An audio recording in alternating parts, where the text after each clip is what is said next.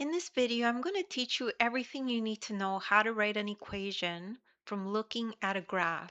So if we have a problem like this that says write the equation of this line in slope-intercept form, and we have a graph here with a line, okay?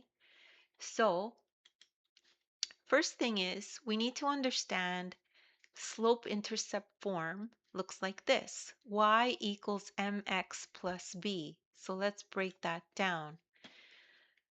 So the rate of change is the same as slope. So slope equals the change in y over the change in x. And that is equal to the rise over the run, which equals m. Here's m here. This is the slope, okay? So now you need to pick 2 points on the graph that are easy to read. So these ones look really easy to read. They intersect exactly at this point and at this point, so they're pretty easy to read. So point 1 is at 3 comma 4. Point 2 is at 6 comma 7, 6 comma 6, sorry. So now we calculate the slope, which is the change in y over the change in x. So let's make this simple.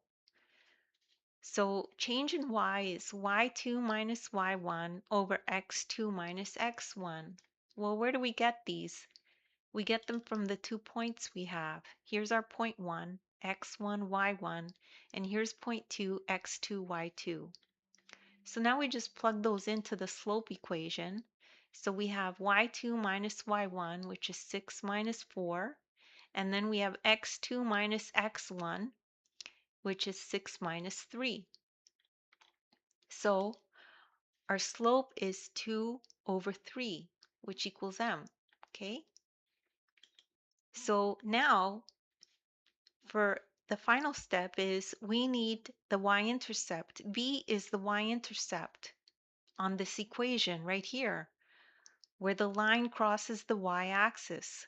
That equals 2 right here.